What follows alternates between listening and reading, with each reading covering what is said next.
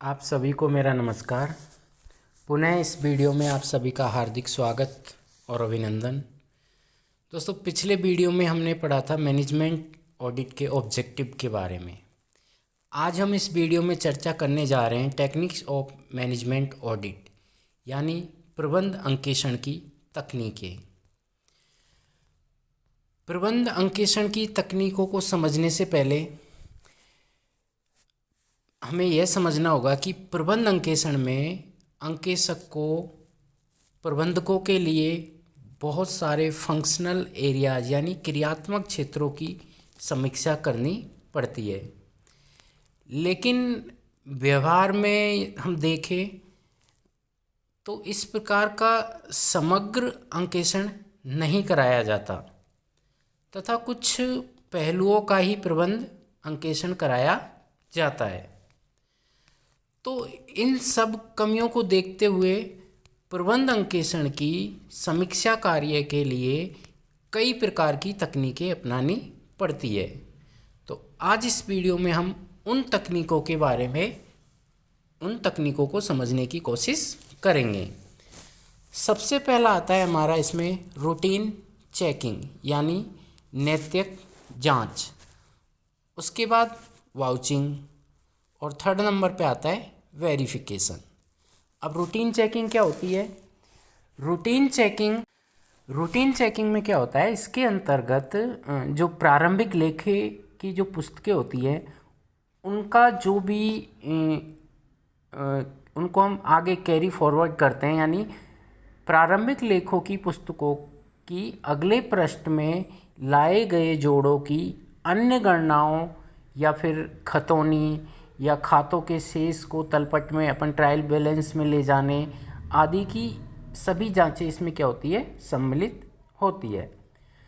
तो जब हम रूटीन चेकिंग करते हैं तो अंकेशक इसके साथ में एक विशेष चिन्ह का प्रयोग करता है ताकि उसे आगे उसको समझने में कोई परेशानी नहीं आए। तो नैतिक जांच के लिए अंकेशक विशेष चिन्हों का प्रयोग करता है।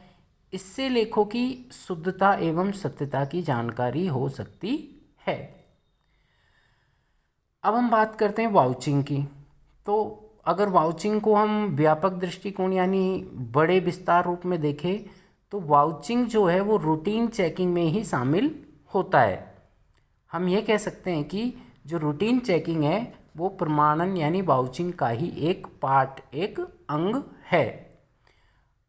अब इसमें सिर्फ अंतर इतना है रूटीन चेकिंग और वाउचिंग में कि कुछ प्रमाणकों से जो एंट्रीज की जांच को प्रमाणन कहते हैं, यानी जो कुछ लेखक है वो कुछ लेखक प्रमाणकों से प्रविष्टियों की जांच को प्रमाणन कहते हैं तथा शेष कार्य जैसे योग करना, खतौनी की जांच करना, शेष निकाल कर देना, ट्रायल बैलेंस की जांच करना आदि को वो क्या मानते हैं, रूटीन चेकिंग।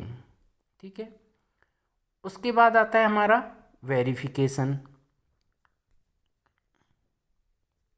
तो वेरिफिकेशन में क्या होता है कि जो हमारी वाउचिंग होती है ना, इसके अंतर्गत जो सौदों का हम जो सत्यापन करते हैं वेरिफिकेशन, वो इसमें क्या होता है, सम्मिलित होता है।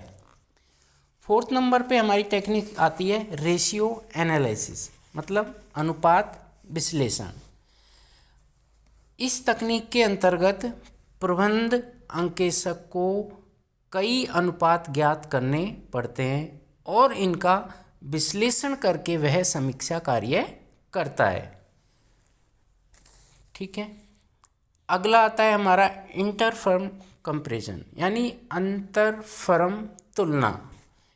इस तकनीक के अंतर्गत अंकेशक को दो या दो से अधिक फर्मों के कार्यों तथा उनकी उपलब्धियों की परस्पर तुलना करनी पड़ती है। मतलब इंटर फर्म में क्या होता है, अंकेशक दो या दो से अधिक फर्मों का क्या करता है, उनको कंपैरिजन उनको करता है कि इन दोनों में क्या समानताएं हैं। अगला आता है हमारा कॉस्ट। देखो, लागत संबंधी आंकड़ों का विश्लेषण। तो इस तकनीक में क्या होता है, इस तकनीक के अंतर्गत प्रबंध अंकेशक लागत संबंधी आंकड़े प्राप्त करके उनका विश्लेषण तथा व्याख्या करता है। वह लागत संबंधी आंकड़ों की वित्तीय आंकड़ों से भी क्या करता है, तुलना करता है, ताकि उसे पता चल सके कि भाई हमारा कॉस्ट कितना है और हमारा वित्तीय जो खर्चा है वो कितना है। नेक्स्ट आता है हमारा बजट रिव्यू यानी बजट समीक्षा। तो बजट समीक्षा के अंतर्गत क्या होता है, इसमें अंकेशक को बजट बनाने की तैयारी से प्रारंभ होकर बजट तैयार हो जाने की समस्त क्रियाओं की समीक्षा करनी पड़ती है। यानी बजट की जो प्री प्लानिंग होती है बजट बनाने से पहले और बजट बनने तक सभी क्रियाओं की एक उसको क्या करनी पड़ती है, समीक्षा, यानी उन सब का एक रिव्यू उसको करना पड़ता है। इससे क्या होता है कि इसमें बजट व वास्तविक निष्पत्ति में के अंतर की भी समीक्षा की जाती है। ठीक है, अगला आता है हमारा फंड फ्लो एनालिसिस यानी कोष प्रवाह विश्लेषण।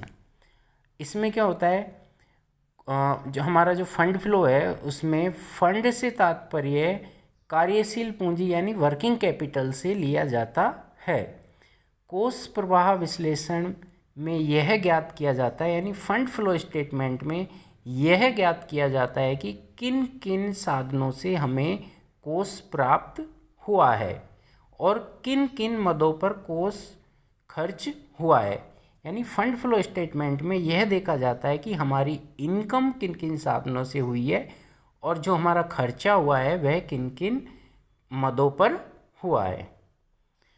अगला आता है हमारा कैश फ्लो एनालिसिस यानी रोकड़ प्रवाह विश्लेषण। फंड फ्लो एनालिसिस में क्या करना होता है, इसके अंतर्गत यह विश्लेषण किया जाता है कि किन किन मदों से हमें कैश प्राप्त हुआ है और किन किन मदों पर हमने कैश को खर्च किया है। और लास्ट आता है हमारा ब्रेक इवन एनालिसिस यानी सम विच्छेद विश्लेषण। ब्रेक इवन एनालिसिस के अंतर्गत यह देखा जाता है कि व्यवसाय के लिए बिक्री से संबंधित वह बिंदु कौन सा है जिस पर कंपनी को ना तो लाभ हो और न हानि हो। यानी ब्रेक इवन पॉइंट वह पॉइंट होता है, इसमें व्यवसाय के लिए मतलब सेल्स का वह पॉइंट होता है जिसमें कंपनी को ना तो प्रॉफिट हो और ना उसको हानि हो।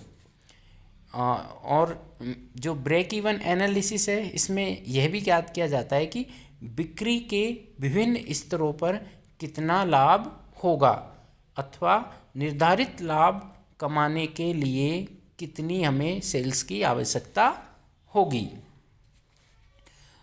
तो ये हमारे टेक्निक्स ऑफ मैनेजमेंट ऑडिट यानी प्रबंध अंकेक्षण की कुछ तकनीकें थी। Thank you.